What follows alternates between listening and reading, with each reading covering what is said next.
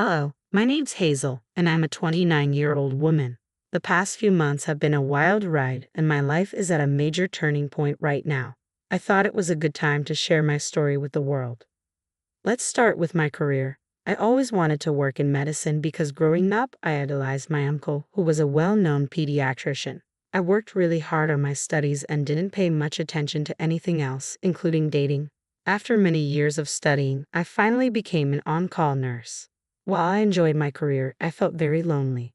About a year after becoming a nurse, I met my husband, Casey, through a dating app. I wasn't a big fan of dating apps, but I was tired of only meeting people at work. Casey and I had great chemistry over text, but I was nervous about meeting him in person because people can be different in real life. Thankfully, Casey was just as great in person, and we had a wonderful time together. We planned a second date for the next weekend, and after dating for 2 years, we decided to get married. We had a small, beautiful wedding, which was one of the best days of my life. A few months after our wedding, Casey got a call from his father, Derek. Derek had struggled with type 2 diabetes for a long time, and his health was getting worse. He also had other illnesses. Every time Derek called, I got a little scared, worrying it might be bad news about his health. This time, it was. Casey talked to his dad for a long time before telling me about the conversation. I just got off the phone with my dad, Casey said. Is everything okay? I asked. Not really, he replied. His health is getting worse. Oh man, what do you plan on doing about it? I was thinking we could move in with him. He needs 2 injections every day, and you're a nurse. Plus, he won't be alone at home. Why would you think I wouldn't be on board with that? I asked. We just got married a few months ago, and I'm already asking you to help take care of my father. A lot of people would be upset with that. Sure, but I'm not like that. Besides, I adore your father and want him to live a long life. If I can help him, why wouldn't I? Thank you so much. You have no idea how much this means to me. Hush now, we'll stay with him until he gets better.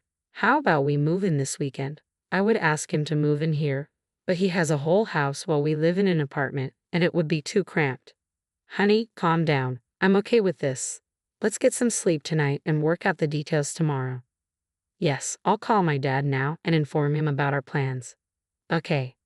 I was actually glad to be able to help Derek. After all, he was family now, and I knew how to care for him. Casey talked to his father, and we decided to move in that weekend. Casey was very concerned. I was worried about the move deep down inside, but Casey kept checking on me all the time. He kept saying that if I wanted to back out at the last minute, he wouldn't hold it against me. I reassured him every time that I wanted to do this. When we finally moved into Derek's place, the first thing I did was learn about Derek's medication. I took Derek to all his doctor's appointments and reviewed all his medical reports. I took my role as his caregiver very seriously. Once I was familiar with everything, I focused entirely on caring for Derek. Derek's behavior changed completely after I took over his medical care. He used to be very cheerful and carefree, but then he became quiet and reserved. I tried to get him to talk several times, but Derek never responded with more than a phrase. I asked Casey if he knew why Derek was acting that way, but Casey didn't seem to have any idea either. Besides, I didn't expect Casey to know, considering he was always busy and out of the house. When I asked him where he was going, he always gave various answers like work or drinks with friends. I was upset that Casey was showing so little care toward Derek, but I figured that being away from home was his way of dealing with his sorrow about his dad's health. Eventually, I gave up on asking Derek if everything was okay and instead focused on getting him better physically. Finally, about a month after Casey and I moved in, Derek spoke to me. I'm so sorry that you have to do this, Derek said. Why are you apologizing? I asked. I feel bad. This is not how you're supposed to spend the first few months of your marriage. You and your son are the same. He brought up this concern too, but just like I told him, I'll tell you this, I want to do this for you. Sure, but there are a million other things you could be doing. And none of those would be as important as you are. I want to see you get better. I don't think I ever will, Derek said. Why is that? You're much more stable now than you were before.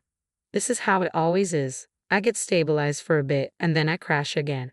Ask Casey, he's been with me every single one of those times. I was there for a few of those times, but now you're in my hands. I'm a trained nurse and have a little more knowledge than Casey when it comes to medicine. How dare you say that you have a lot more knowledge about medicine than him, Derek joked. But see, Your sense of humor is coming back, so you're definitely getting better. Let's focus on feeling good and let the future worry about itself. I'm thankful for you. I wish there was more that I could do for you. That's enough. I only want you to do one thing for me, and that's to recover and be as healthy as you can. Got it? Yes, ma'am. So, where's Casey? I don't really know. He's been running some errands. That boy is always taking care of things behind the scenes. I feel like I've upset him too, with having you guys move in. I can assure you that you haven't. He's just very worried about you. I guess being out of the house makes him feel better because he doesn't have to see you suffer as much. Just let him know that I miss talking to him, and if he could, we could watch the game together this evening in the den. Just a boys' night if you don't mind. That's a great idea. I'll let him know. I'm sure he'll be thrilled to spend some quality time with his dad. Besides, I could use some downtime for myself too. Alright then, if you don't mind, I'm going to take a nap now. I feel pretty tired. Of course, I'll check on you every half hour, and if I'm not here, just press this buzzer, and I'll be right by your side. Sleep well.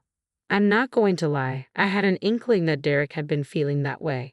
I was glad he finally felt comfortable enough to confide in me. I tried my best to reassure him that he was no bother to me.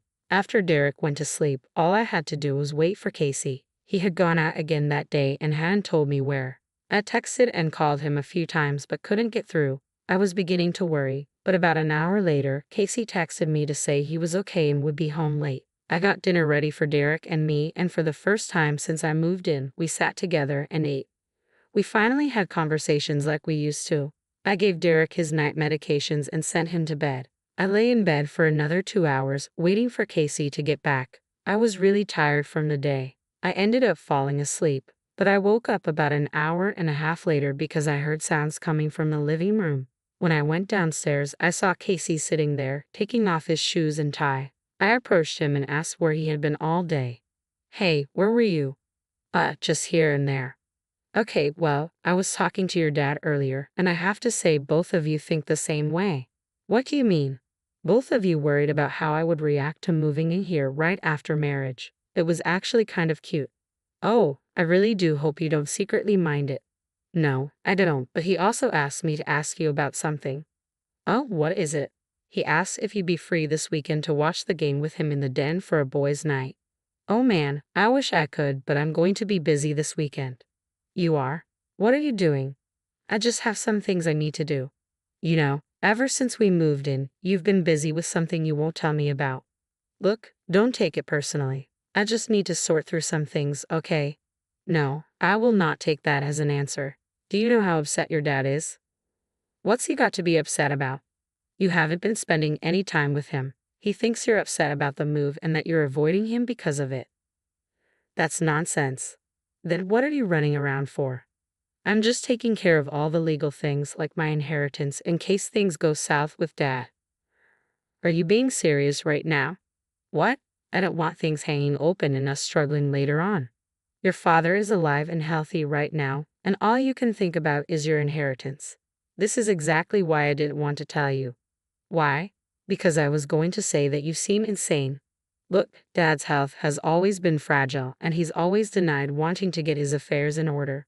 I never had that opportunity to get it done because I was busy taking care of him. I'm not saying that what you're doing is wrong. I'm just upset that you're only focusing on that instead of spending quality time with him while he's still here. If this is about the football game, then fine, I'll sit with him. Just don't make a big deal about this. Why are you being this way? He's your father. Why are you treating this like it's some kind of chore? I said I would do it. Just get off my back already. I couldn't understand why Casey was behaving that way. Why was he getting so agitated? I was only relaying the message that his father wanted me to relay. Besides, why would he act like spending a day with his ill father was such a huge task? Casey didn't give me a chance to ask him any more questions because he got up and stormed off into the guest bedroom. I went to bed feeling upset that night because I couldn't understand Casey's point of view at all. The next day, Casey approached me before he left for work and apologized for his behavior the previous night. He told me he had been tired from work and took out his frustration on me. Somehow, I couldn't fully believe that excuse. But at least Casey assured me that he didn't find spending time with his father to be a burdensome task. He told me to let Derek know that he would spend the weekend with him. Derek was overjoyed when he heard the news, so I planned out all the snacks and drinks they would need for the game viewing.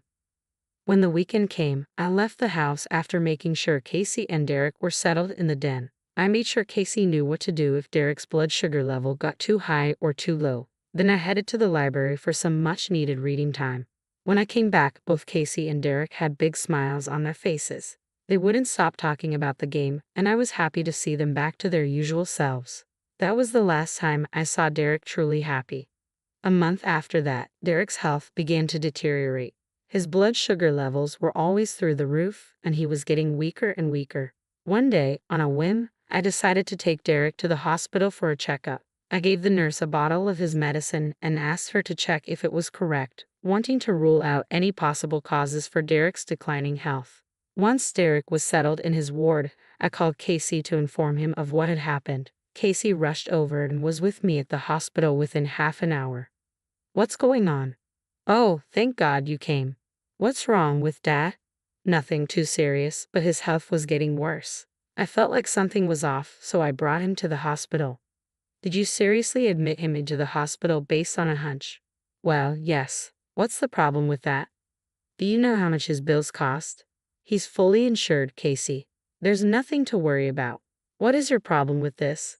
"You're a nurse. You could have figured it out on your own. You didn't have to come to the hospital." "A hospital can do much more than what I could have done at home. Aren't you glad I was cautious? This is better than waiting until something bad happens." "Nothing bad would have happened. You just admitted him to the hospital because you thought something was wrong. You didn't have any evidence." "Didn't I say his numbers indicated his health was declining? I think that's evidence enough." You're going to ruin everything." "What are you?" I was interrupted by the nurse I had given Derek's medicine to. She pulled me aside and told me that the medicine was not medicine but sugar water. That was what was causing huge spikes in Derek's levels. I was shocked and couldn't understand how that was possible until I got a call from one of Casey's friends right at that moment.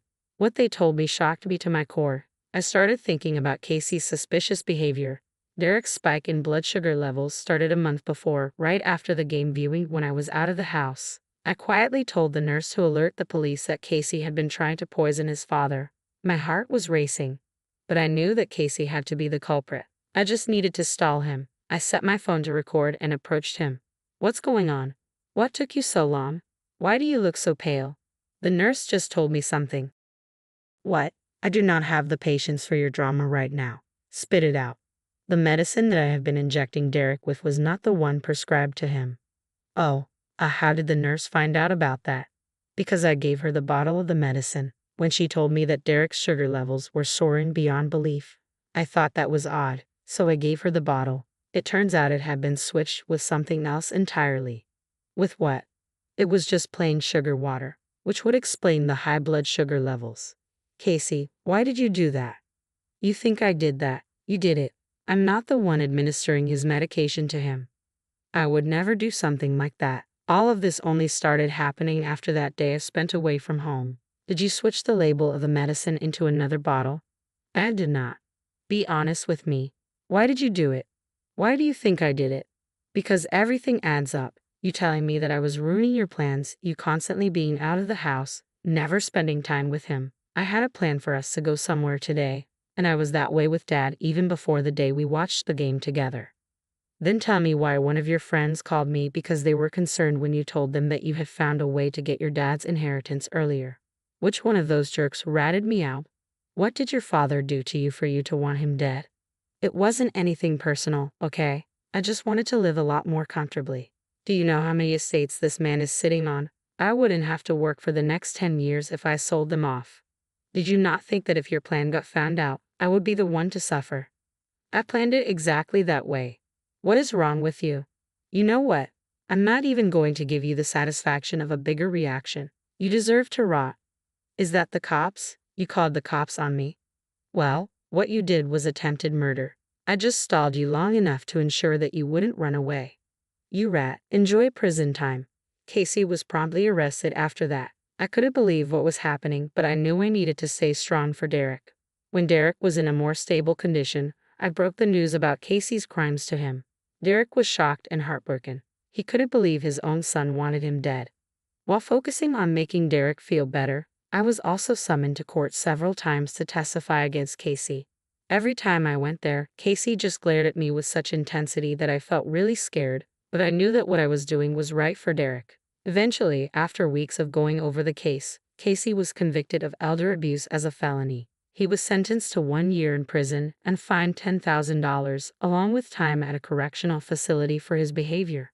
I was just happy that Casey was finally taught the right lesson and hoped he would change for the better. While I was happy, Derek was not. Unfortunately, Derek could not get over his grief of losing his son. He became sadder and sadder as each day passed, and the day that Casey was sentenced, Derek lost his will to live. For a moment, I felt bad that I was the one who blew the whistle on Casey's devious plans and in the process, hurt Derek.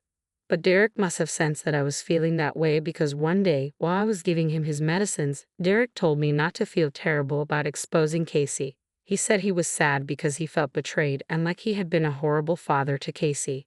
I tried my best to comfort him, but Derek didn't want to listen.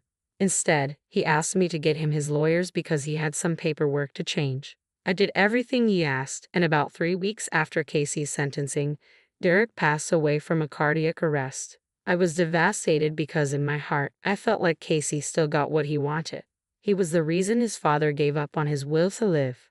That was until Derek's lawyers contacted me to tell me that Derek had given me the majority of his estates and properties. The rest he donated to an old age home for abandoned elders.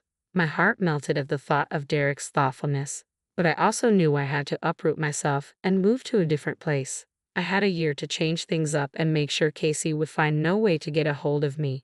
So now, in about a month's time, I'll be moving a long way away.